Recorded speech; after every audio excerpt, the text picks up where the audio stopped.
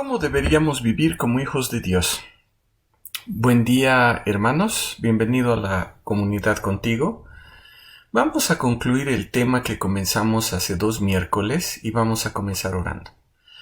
Padre amado, te damos gracias por este tiempo que tú nos das. Gracias, Señor, porque podemos abrir tu palabra y podemos aprender más de ti. Señor, te pedimos que tú nos ayudes y abras nuestro entendimiento y nuestro corazón. Te damos gracias, Padre. En el nombre de tu Hijo amado. Amén. ¿Cómo deberíamos vivir como hijos de Dios? Hechos 1 del 6 al 14 nos muestra a los discípulos frente a la ascensión de Jesús. Y a través de este pasaje estamos respondiendo a esta pregunta. La palabra de Dios en Hechos 1 del 6 al 14 dice así: Entonces los que estaban reunidos le preguntaban: Señor, ¿restaurarás en este tiempo el reino a Israel?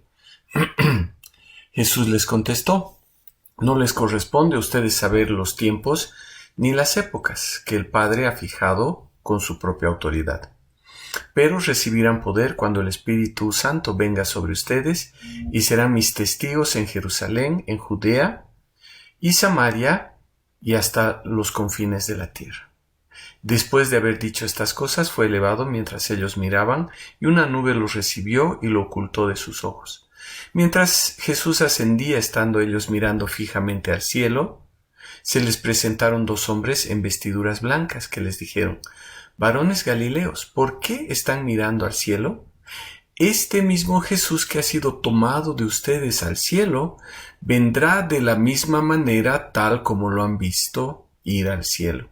Entonces los discípulos regresaron desde el monte llamado de los Olivos, que está cerca de Jerusalén, camino de un día de reposo. Cuando hubieron entrado en la ciudad, subieron al aposento alto, donde estaban hospedados Pedro, Juan, Jacobo, el hermano de Juan, y Andrés, Felipe y Tomás, Bartolomé y Mateo, Jacobo, hijo de Alfeo, Simón el celote, y Judas, hijo de Jacobo. Todos estaban unánimes, entregados de continua a la oración, junto con las mujeres, y con María, la madre de Jesús, y con sus hermanos. Fue un acontecimiento increíble el que vivieron los discípulos, que marcó su vida. Pero la pregunta va ahora para nosotros. ¿Creemos que realmente esto sucedió? ¿O tal vez es algo que nos suena como una historia de ficción? Pero vemos que toda la vida de Cristo, desde su nacimiento hasta su ascensión, marcó la vida de sus discípulos, y debería suceder lo mismo con nosotros. Entonces, ¿cómo deberíamos vivir los hijos de Dios? La primera semana dijimos que deberíamos vivir con nuestra mirada en el establecimiento del reino de Dios. Los discípulos estaban deseosos de saber cuándo se establecería el reino de Dios, y también debería ser nuestro deseo.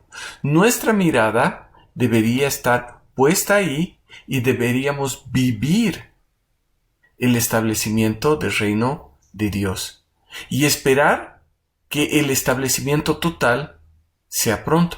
Pero también vimos la semana pasada que el Señor nos dio poder para ser sus testigos. Los discípulos tenían que comenzar en Jerusalén, luego en toda Judea, ir a Samaria y llegar hasta el último de la tierra.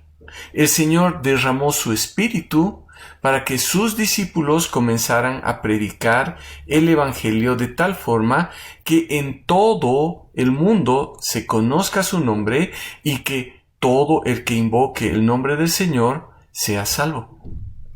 A través de ese poder, los discípulos daban testimonio a las personas de quién es Jesús. Como hijos del Señor, ellos vivirían siendo testigos de Cristo.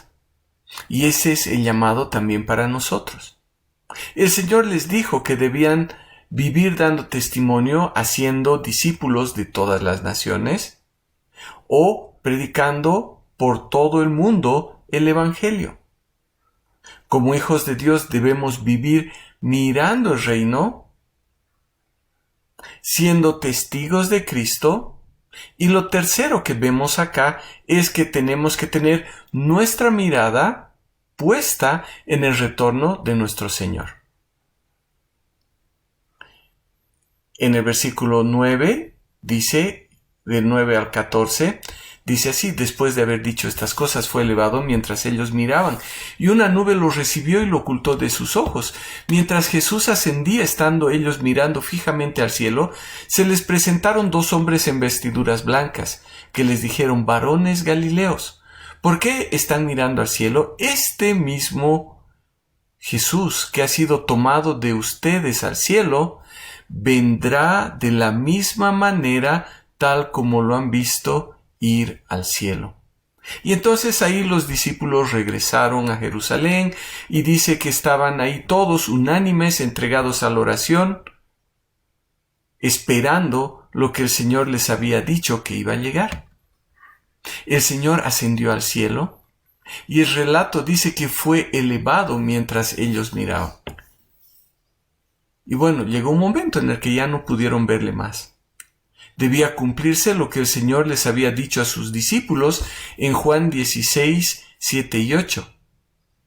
Pero yo les digo la verdad, les conviene que yo me vaya, porque si no me voy, el Consolador no vendrá a ustedes. Pero si me voy, se lo enviaré. Cuando Él venga, convencerá al mundo de pecado, de justicia y de juicio. El Señor debía partir para que en un tiempo llegara el Consolador. Pero, como los discípulos pusieron su mirada en Jesús cuando ascendía, tenían que tener también la certeza que ese mismo Jesús que había sido tomado de ellos al cielo, volvería de la misma manera. No había temor. No había dolor, no había tristeza. El Señor que había sido tomado volvería en los tiempos del Señor. Ahora, este acontecimiento fue algo impresionante, algo que dejó a los discípulos boquiabiertos. Solo un acontecimiento similar sucedió cuando Eliseo vio cómo Elías ascendía al cielo en un torbellino. Eso está en el segundo libro de Reyes, capítulo 2, versículo 11. Ahora todos los discípulos pudieron ver cómo Jesús era tomado y llevado al cielo.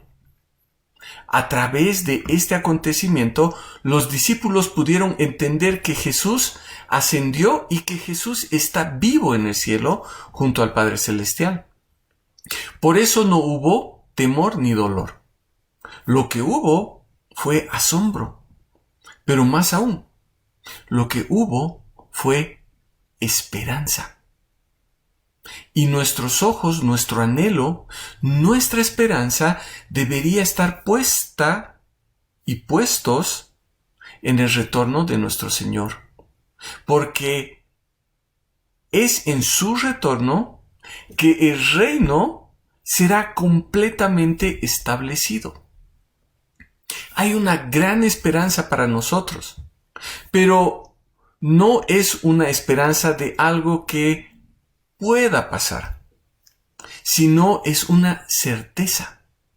Porque como Pablo dice en 1 Tesalonicenses en el capítulo 4, los versículos 16 al 18, pues el Señor mismo descenderá del cielo con voz de mando, con voz de arcángel y con la trompeta de Dios. Y los muertos en Cristo se levantarán primero. Entonces nosotros, los que estemos vivos y que permanezcamos, seremos arrebatados juntamente con ellos en las nubes al encuentro del Señor en el aire. Y así estaremos con el Señor siempre. Por tanto, confórtense unos a otros con estas palabras. Es un acontecimiento futuro que nos trae esperanza. Nuestra mirada debería estar puesta en ese acontecimiento. Pero, lamentablemente, esto tal vez nos parece irreal y nos parece lejano, que no es algo en lo que verdaderamente pensamos. No es motivo de alegría, no es motivo de asombro o de esperanza.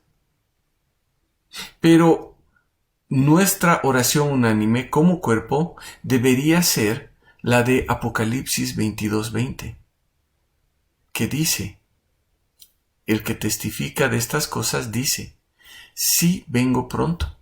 Amén. Ven, Señor Jesús. Ese debería ser nuestro deseo, que el Señor Jesús venga.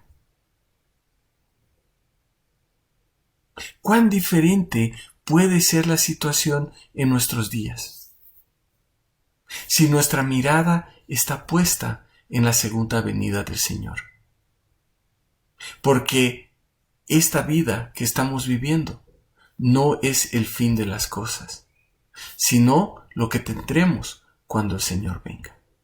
Entonces, ¿cómo deberíamos vivir como hijos de Dios? Primero, con nuestra mirada puesta en el establecimiento del reino de Dios. Segundo, siendo testigos de Cristo. Y tercero, con nuestra mirada puesta en el retorno de nuestro Señor. Ahora, es muy posible que esta no sea la realidad de nuestras vidas. Tal vez estamos enfocados en nuestra vida acá y ahora. Y entonces ni pensamos ni esperamos que el Señor vuelva. No estamos viendo que el reino de Dios se está estableciendo y no estamos siendo testigos. Estamos tan ocupados en velar por los próximos años que realmente no estamos cumpliendo nuestra labor. Pese a que el Señor nos ha dado el poder a través del Espíritu Santo. Y entonces nuestra mirada no está puesta en la eternidad, cuando nuestro Señor Jesús retorne.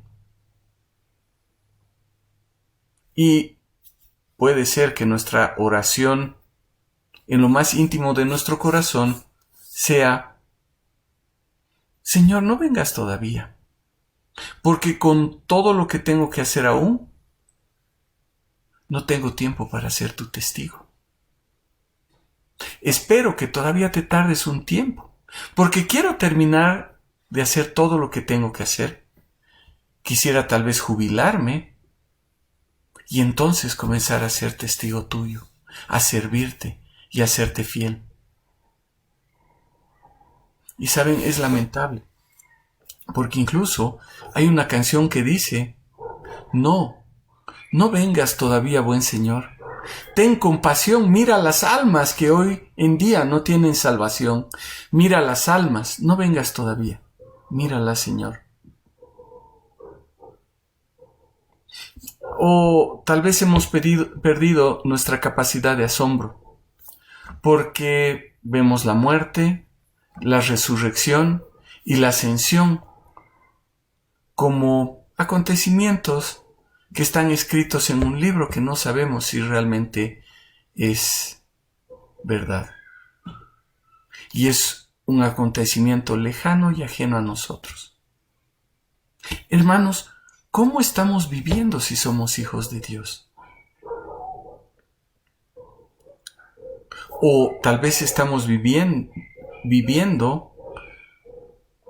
algo que deberían vivir los hijos de Dios, pero realmente no somos hijos de Dios. Que el Señor ponga claridad en nuestra mente.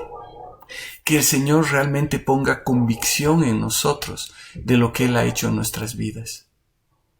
Y que Él ponga en nuestro corazón y en nuestra mente el deseo para poder vivir como dignos hijos suyos. Vamos a orar. Padre amado, te damos gracias por este tiempo. Gracias, Padre, por tu palabra. Gracias, Señor, porque tú nos exhortas a poder vivir con nuestra mirada puesta en el establecimiento de tu reino. Y para eso, Señor, tú nos has hecho testigos. Y te pedimos, Padre amado, que también vivamos entendiendo que nuestra morada final no es esta, sino la morada que tú has preparado para nosotros, contigo y por la eternidad. Señor, te pedimos que tú nos ayudes a vivir con nuestra mirada puesta en tu retorno. Y te damos gracias porque tenemos una esperanza cierta de que tú, siendo fiel, vas a cumplir lo que has dicho. Te damos gracias, Padre, en el nombre de tu Hijo amado. Amén. Queridos hermanos, que el Señor les bendiga y nos vemos el próximo miércoles.